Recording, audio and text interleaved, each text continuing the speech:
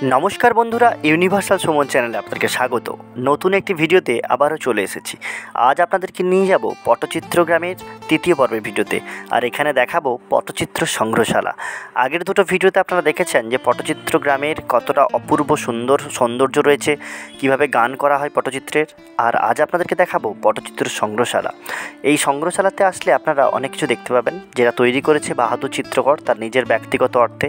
উনি কিন্তু একজন গুণী শিল্পী, আর বিভিন্ন জায়গা থেকে সম্মানও পেয়েছেন, রাষ্ট্রপতি, রাজ্যপাল, সব জায়গায়। আর ওনার বাড়িতেই কিন্তু এই সংগ্রহশালা, তাই নয়া আসলে অবশ্যই সংগ্রহশালা দেখবেন। এখানে অনেক কাঁথা রয়েছে, যে কাঁথাগুলোর ভিডিও নিয়ে পরবর্তী পর্বে আসবো। অনেক ইতিহাস রয়েছে এই কাঁথা নিয়ে, তা বাদেও কিন্তু আরও অনেক কিছু রয়েছে। সবগুলোই আপনারা দেখুন, পুরনো পুঁথি, পুরনো বই এবং সেই সঙ্গে পটচিত্র সম্পর্কিত বিভিন্ন পুরনো বই আপনারা চাইলেও কিন্তু এখানে পড়ে দেখতে পারেন। আর সেই সঙ্গে বলে রাখি, এই জায়গাতে রয়েছে বিভিন্ন রাজ্যের বিভিন্ন জেলার অনেক পুরনো পটচিত্র, যেগুলো বাহাদুর চিত্রকর সংগ্রহ করে রেখেছেন। আসুন আমরা ওনার মুখ থেকেই শুনে নেব এবং দেখে নেব এই পটচিত্র সংগ্রহশালাতে কী কী জিনিস রয়েছে, এখানের খুঁটিনাটি সব কিছুই আজকে উনি আমাদেরকে ঘুরিয়ে দেখাবেন। তো সম্পূর্ণ ভিডিওটি দেখতে থাকুন, অবশ্যই শেষ পর্যন্ত দেখুন। যদি আমার চ্যানেল নতুন হয়ে থাকেন অবশ্যই চ্যানেলটি সাবস্ক্রাইব করে দেবেন এবং পাশে থাকা বেল আইকনটি প্রেস করে দেবেন। আর কেমন লাগলো অবশ্যই কমেন্টের মাধ্যমে জানাবেন এবং আপনার বন্ধুদেরকে শেয়ার করবেন। দেখেছি মানুষ যাতে বুঝতে পারে কিভাবে যন্ত্র তৈরি হয়েছিল, বাদ্যযন্ত্র। আর এই যে মুখগুলো দেখছো, এই মুখগুলো হচ্ছে আমাদের সেই সময় জঙ্গলে শিকারের জন্যে, মানে খাবার জন্যে যারা জঙ্গলে যেত, জন্তু যাতে ভয় পায় সেই জন্য ভয়ানক মুখগুলো তৈরি করেছিল। সেই মুখ দেখে যাতে জন্তু না আক্রমণ করতে পারে, তারা খাবার সংগ্রহ করার জন্য এই মুখগুলো ব্যবহার করতো। কিন্তু এখন অনেক সংস্কৃতির মধ্যে এই মুখগুলো ব্যবহার করছে, কেউ ছৌ নাচ করছে, কেউ গম্ভীরা করছে, বিভিন্ন ধরনের নাচ করছে। সেই জন্যে এগুলো এখন প্রাচীনকালে যেগুলো ছিল সেগুলো আমি এখানে তুলে ধরে রেখেছি। যে এটা বললেন কোথাকার? বাংলাদেশে। এটা বাংলাদেশে? হ্যাঁ, ওটা ঘানা জঙ্গল। এটা? হ্যাঁ, এটাও বাদ্যযন্ত্র? হ্যাঁ, ওটাও বাদ্যযন্ত্র, ঘানা জঙ্গল। এটা আর এটা হচ্ছে বিহারের। বিহার। আর এটা হচ্ছে দিনাজপুরে, এটা হচ্ছে উড়িষ্যার। এটাও বাদ্যযন্ত্র? হ্যাঁ, বাদ্যযন্ত্র। এটা উড়িষ্যা। এটা হচ্ছে দিনাজপুরে। দিনাজপুরে। কেউ বিভিন্ন দেশের বিভিন্ন নাম রয়েছে, কেউ বলছে বানাম, কেউ বলছে একতারা, কেউ বলছে দোতারা। যে যেরকম মানে ভাষা আছে, আমাদের ভাষার কারণে আলাদা আলাদা যন্ত্রণার নাম রয়েছে। আর মানুষেরও ভিন্ন ভাষা হয়ে গেছে, ভিন্ন সংস্কৃতির মধ্যেও বেড়ে গেছে। এটা যেমন পুরুলিয়ার ছৌ নাচ এখানে দেখতে পাচ্ছ রেখেছি, তেমন আমি গ্রামোফোনটাও রেখেছি। এগুলো হচ্ছে বিনা কারেন্ট বা বিনা ব্যাটারিতে চলতো।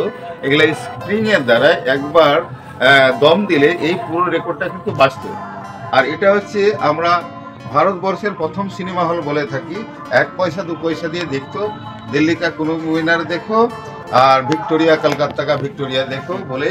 এখানে কিন্তু এই এতগুলো মুখ দেখছো, ততগুলো মুখ দিয়েই কিন্তু মানুষ দেখতো। এখানে দেখতে পাচ্ছ বিভিন্ন রকম শিল্পকলা আমাদের বাংলাতে এসেছে।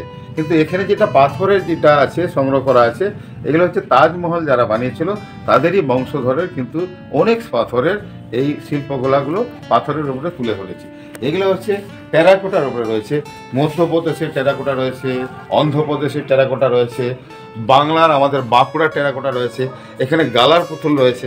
এখানে পটচিত্র শিল্পীরা এইসব মাটির খেলনা, আপেল, আম, কলা, শশা বা লক্ষ্মীর ঠাকুর বা লক্ষ্মীশ্বরা এইসব বিক্রি করে আগে বাঁকে বাঁকে নিয়ে গ্রামে গ্রামে গিয়ে বিক্রি করতো। ওইটা হচ্ছে একটা পটচিত্র, ওটা হচ্ছে কাবার্ড পেন্টিং। ওটার মধ্যেও গান রয়েছে, ওটা একটা একটা কাবার্ড খুলবে আর একটা একটা গান হবে। এটাও পটচিত্রের মধ্যে স্টোরির মতন রয়েছে, যত কাবার্ড খুলবে তত স্টোরি বাড়াবে। ওটা হচ্ছে কাবার্ড পেন্টিং মধ্যপ্রদেশে। আর এখানে যেগুলো দেখছো ক্যামেরা রয়েছে, একটা সত্যজিৎ রায়ের সময়কারা, এটা হচ্ছে সাদা কালো হতো, আর একটা হচ্ছে লন্ডনের দেখছো। এবং এগুলো হচ্ছে এখন করা আধুনিক ক্যামেরা, ওগুলো কিন্তু প্রাচীন ক্যামেরা। এখানে সাধারণ আমড়া আঠি দিয়ে ইঁদুর তৈরি করা হয়েছে, সাধারণ আমড়া আঠি দিয়ে ইঁদুর তৈরি করা হয়েছে।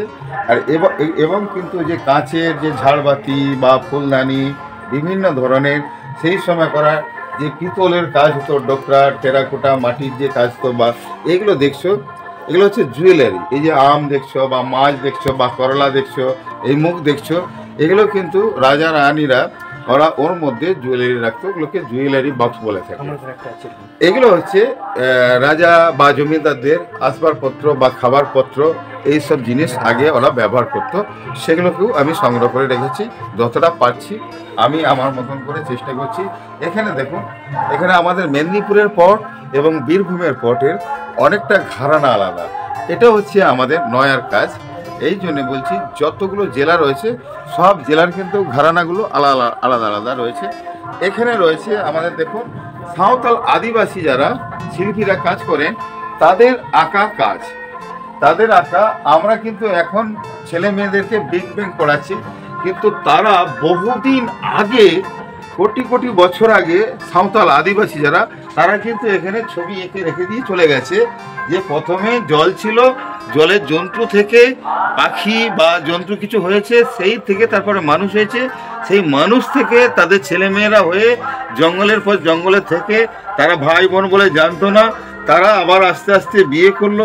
বিয়ে করার পরে পুরো পৃথিবী, মানুষ যখন বিস্তার হতে শুরু করলো, তখন পুরো পৃথিবী জুড়ে সবাই আমরা কিন্তু একই জায়গায় এখনো পৌঁছে আছি।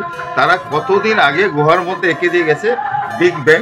এখন আমাদের এগুলো আপনি কোথা থেকে সংগ্রহ করেছেন? এগুলো আপনার? এগুলো হচ্ছে বাঁকুড়া রয়েছে, পুরুলিয়া রয়েছে এবং বীরভূমেও রয়েছে, কিছু জায়গা উড়িষ্যাও রয়েছে, ছত্তিশগড়ে রয়েছে, আর বিহারেও রয়েছে। এই পটচিত্র, সাঁওতাল পটচিত্র আমাদের ওই রান বাংলা থেকে শুরু করে ওদিকটা কিন্তু পটচিত্র সংগ্রহশালা, মানে আদিবাসীদের পটচিত্র। যেমন আমাদের এখানে রয়েছে রামায়ণ, মহাভারত, দুর্গা, মনসা এবং সামাজিক পটচিত্র যেগুলো আমরা তৈরি করি সেগুলো রেখেছি। কিন্তু এটা হচ্ছে টাইটানিক পট। পটচিত্রের আমরা শুধু রামায়ণ মহাভারত নিয়ে থেমে থাকি না, যেই সময় ঘটনাগুলো ঘটে সেই ছবি এঁকে কিন্তু আমরা মানুষের গ্রামে গ্রামে গিয়ে প্রচার করি। এটা হচ্ছে সুনামির উপরে পটচিত্র, যে সুনামি হয়েছিল তার উপরে পটচিত্র। এখন যে কন্যাশ্রীর উপরেও আমরা পটচিত্র এঁকে মানুষকে বোঝানোর চেষ্টা করছি যে কন্যাশ্রীর কী ব্যাপারটা রয়েছে। এখানে রয়েছে মনসা মঙ্গল রয়েছে। তারপরে আরজি করকে নিয়েও আমরা পটচিত্র শিল্পীরা তুলে ধরেছি, যাতে মানুষ এরকমভাবে আর দোষটামু বা যে দোষ করবে তার যেন শাস্তি পায়, তার জন্য আমরা পটচিত্র করে আমরা চেষ্টা করছি মানুষকে বোঝানোর জন্য। এখানে নেশা ভাঙ করলে কি হয় তার উপরেও আমরা পটচিত্র এঁকে কিন্তু দেখাচ্ছি। ডেঙ্গুর উপরে, সাক্ষরতার উপরে, গ্লোবাল ওয়ার্মিংয়ের উপরে, যত রকম সমাজে। কিছুদিন হলো টিভি মিডিয়া বা আপনারা এসেছেন, তার আগে কিন্তু পটচিত্র শিল্পীরাই কিন্তু সংবাদ মাধ্যমের কাজ করতো। যে কোনো ঘটনা ঘটলে তারা ছবির মাধ্যমে তুলে ধরতো, যাতে মানুষ বুঝতে পারতো কলেরা হয়েছে, কি খেলে ভালো হবে, বসন্ত হয়েছে, কি করলে ভালো হবে, এবং পড়াশোনা করতে গেলে কোথায় যেতে হবে, কি করতে হবে, নেই করতে হবে, সাক্ষরতা থেকে শুরু করে সব রকম পটচিত্রে তুলে ধরতো আর সচেতন করতো। তার বিনিময়ে চাল, পয়সা, আনাজ এসব দিয়ে পটচিত্র শিল্পীরা জীবনযাপন গ্রামে গ্রামে গিয়ে যেটা। নমস্কার। আজ এই পর্যন্ত, দেখা হবে পরবর্তী ভিডিওতে। পরবর্তী পর্বে আসছি কাঁথার ভিডিও নিয়ে, কাঁথার ইতিহাস নিয়ে, এবং সেই সঙ্গে কেন এই চিত্রকর পরিবারের সদস্যরা এইসব কাজ করেন বা কেন ওনারা মুসলিম হওয়া সত্ত্বেও এইসব কাজ করেন সেই ভিডিও নিয়ে। তো অবশ্যই চোখ রাখবেন, পাশে থাকবেন। ধন্যবাদ।